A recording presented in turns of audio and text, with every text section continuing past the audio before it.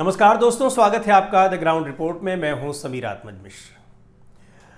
NDA में इस समय जबरदस्त घमासान मचा हुआ है। उपराष्ट्रपति पद के चुनाव को लेकर तो ये घमासान मचा ही है। इसके अलावा बिहार में आने वाले दिनों में जो विधानसभा चुनाव होने हैं उसको लेकर भी घमासान मचा हुआ है। घमासान की वजह एसआईआर और दूसरे मुद्दे नहीं है।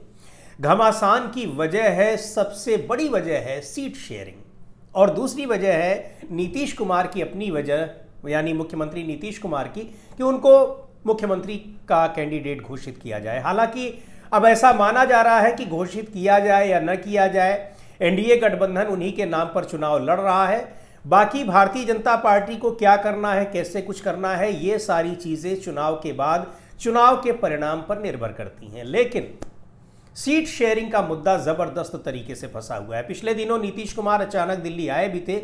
बीजेपी के कई नेताओं के साथ उनकी बैठक भी हुई, लेकिन इस बैठक के बावजूद कुछ भी कोई हल, इसका सार्थक कोई हल नहीं निकल पाया कि सीट शेयरिंग को लेकर क्या है। और सीट शेयरिंग को लेकर केवल बीजेपी और जनता दल यूनाइटेड के बीच ही पेंच नहीं फंसा हुआ है, बल्कि लोक जनशक्ति पार्टी यानी चिराग पासवान की जो पार्टी है और जीतन राम मांझी की पार्टी हम है, या फिर कुछ और पार्टियां हैं, उनमें भी ये पेंच फंसा हुआ है। और जनता दल यूनाइटेड दबाव डाल रही है भारतीय जनता पार्टी पर कि वो सहयोगी दलों को अपने कोटे से सीट दे। अच्छा, इसका जो एक फॉर्मूला निकालने की कोशिश की जा रही है वो ये है कि जेडीयू और बीजेपी बराबर बराबर सीटों पर चुनाव लड़ेंगी। यानी अभी तक का जो फॉर्मूला है कि 110 सीटों पर दोनों चुनाव लड़ेंगी। बाकी सीटें कुछ लोक जनशक्ति पार्टी को दे दी जाएंगी, लगभग 20 सीटें, और बाकी में फिर हम है और उपेंद्र कुशवाहा की पार्टी है, या और भी किसी को अगर छोटी मोटी पार्टियां हैं उनको देना पड़ा तो दे दिया जाएगा। 243 सीटों में इस तरीके से विभाजन किया जाना है। लेकिन जेडीयू और भारतीय जनता पार्टी के भीतर भी अभी तक इस पर कोई राय नहीं बन पाई है। जो जेडीयू के नेताओं से बातचीत करने पर जो पता चल रहा है, और बीजेपी के नेता भी इस बात की तस्दीक कर रहे हैं कि जेडीयू पूरा जोर लगा रही है कि किसी भी कीमत पर उसको भारतीय जनता पार्टी से ज़्यादा सीटें असेंबली में चाहिए। उसका कारण वो बता रही है कि लोकसभा में चूंकि चुनाव लड़ा गया था प्रधानमंत्री नरेंद्र मोदी के फेस पर, उनके नेतृत्व में लड़ा गया था, इसलिए बीजेपी को यहाँ पर 17 सीटें दी गई थी, जबकि जनता दल यूनाइटेड को 16 सीटें मिली थी, यानी एक कम मिली थी। कहने का मतलब कि लोकसभा में बड़ी पार्टी के रूप में भारतीय जनता पार्टी रही और छोटी पार्टी के रूप में जनता दल यूनाइटेड। लेकिन यहाँ पर चूंकि चुनाव लड़ा जा रहा है नीतीश कुमार के नेतृत्व में, भारतीय जनता पार्टी का कोई नेतृत्व यहाँ दिखाई नहीं पड़ रहा है। उन्हीं के फेस पर, उनके काम पर, उनके परफॉर्मेंस पर, 20 साल के उनके सो कॉल्ड सुशासन पर एनडीए चुनाव लड़ रहा है। तो जेडीयू का ये कहना है कि चाहे एक ही सीट उनको ज़्यादा मिले इस बंटवारे में, लेकिन एक सीट भी ज़्यादा उनको चाहिए सिंबॉलिक रूप में। और कहीं से भी बड़ी पार्टी को सिंबॉलिक रूप में भी भारतीय जनता पार्टी इस समय जेडीयू को मानने को तैयार नहीं।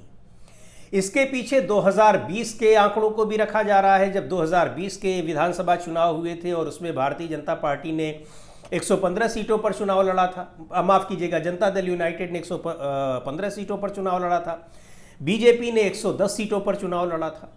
उस समय भी सीट शेयरिंग को लेकर काफ़ी विवाद हुआ था, लेकिन वहाँ पर बीजेपी ए टीम मानने को, बड़ी पार्टी मानने को तैयार हो गई थी जनता दल यूनाइटेड को, नीतीश कुमार को।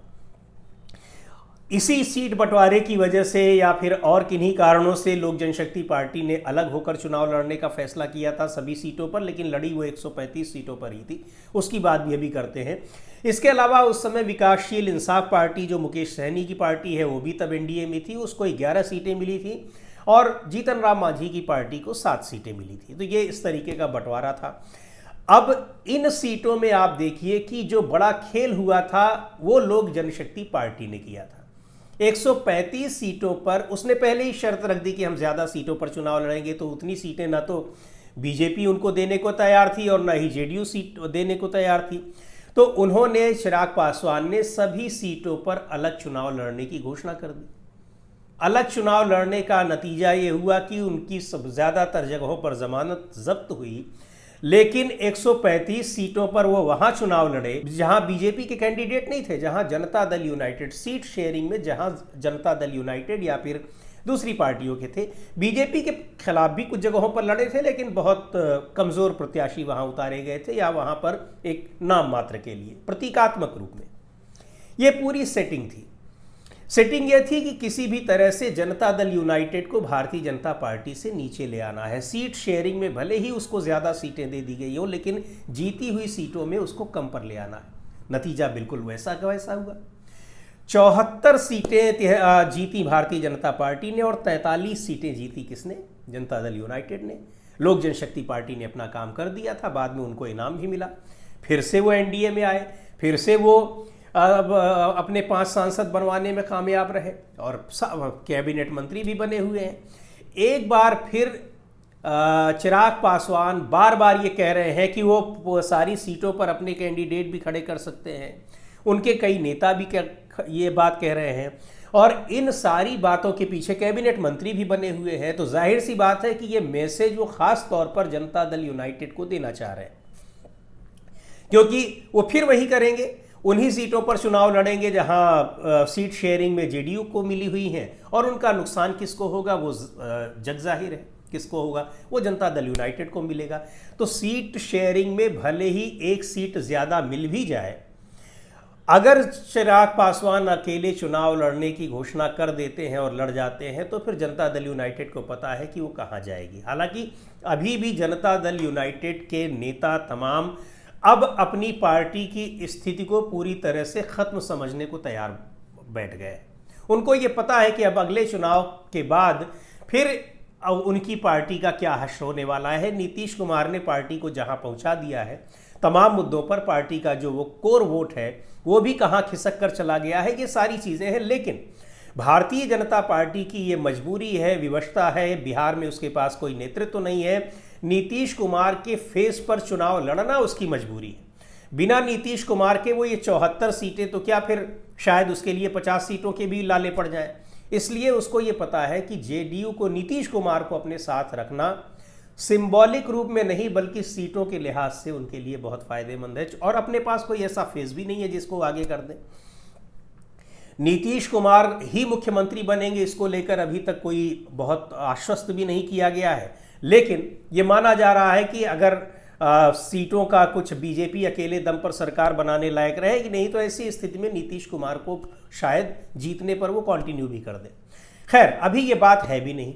तो दूसरी ओर अब चिराग पासवान की अगर हम बात, तो अभी बीजेपी और जेडीयू के बीच तो ये मुद्दा फंसा हुआ है कि जेडीयू बीजेपी से ज़्यादा सीटों पर चुनाव लड़ना चाहती है और ये शर्त उसने रख दी है कि ये शर्त उसको माननी होगी बीजेपी को, और बीजेपी सहयोगियों को अपने कोटे से दे। तो अगर 110 सीटें भी आती हैं इसमें शेयरिंग में और सहयोगियों को अपने में से दे देगी बीजेपी, तो बीजेपी के पास लड़ने के लिए क्या बचेगी। और सहयोगियों में भी चिराग पासवान मांग रहे हैं कम से कम 40 सीटें। हालांकि 40 की आधी 20 सीटें देना भी मुश्किल है। 40 सीटों के लिए तो ना तो जेडीयू तैयार है, ना ही भारतीय जनता पार्टी। लेकिन हाँ, 5 उनके सांसद हैं, तो इतना उनका क्लेम भी बनता है 18-20 सीटें, 20-22 सीटें उनको दी जा सकती हैं। लेकिन वो इससे कम पर मानेंगे नहीं, और उनका मकसद भी ये है कि चुनाव लड़ने के बजाय वो जनता दल यूनाइटेड को कमज़ोर करना चाहते हैं।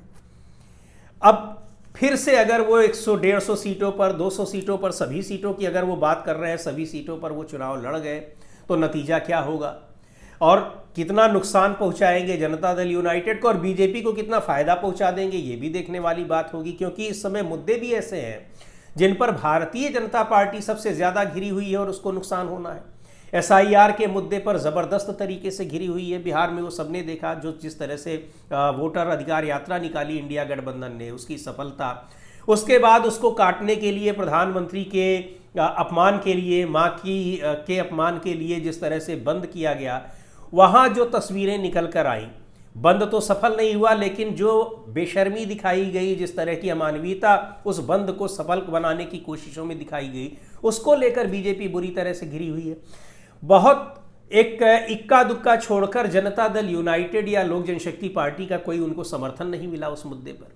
तो बीजेपी को भी ये लग रहा है कि क्या होने वाला है, अकेले दम पर तो कुछ होगा नहीं, नीतीश कुमार को किसी भी तरीके से अपने साथ रखना होगा।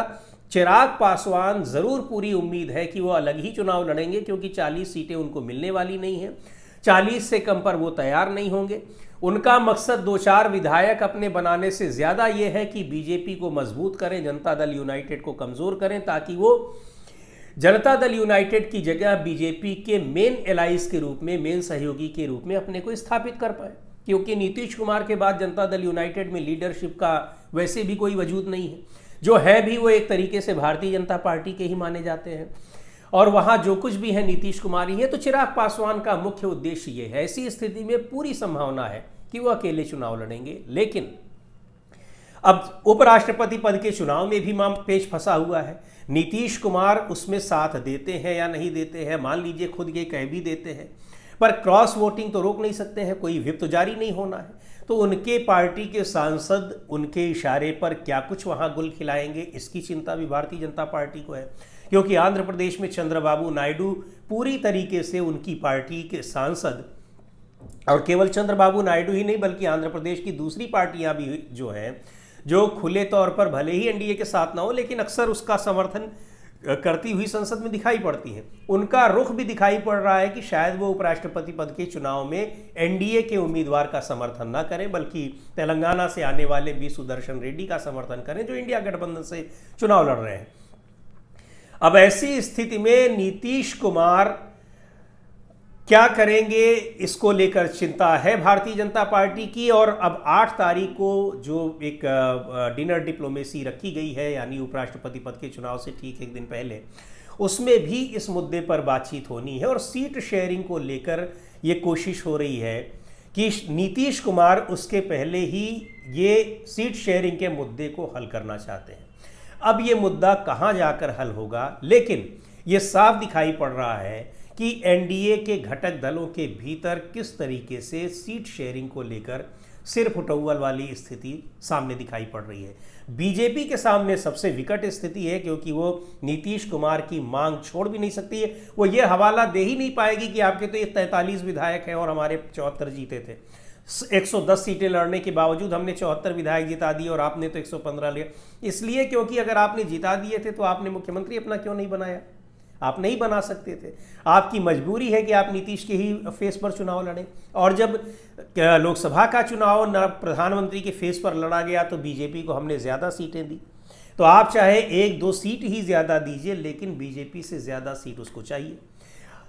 बिहार की जो यूनिट है बीजेपी की, उनको लोगों को लगता है कि इस बार वो ज़्यादा सीटों पर लड़े भी और ज़्यादा सीटों पर जीते भी, लेकिन जीतने की जो संभावना है वो तो बिहार की जनता तय करेगी, पर ज़्यादा सीटें देने की जो स्थिति है वो तो नीतीश कुमार ही को ही तय करना है, और नीतीश कुमार इसके लिए कतई राज़ी नहीं हो रहे हैं।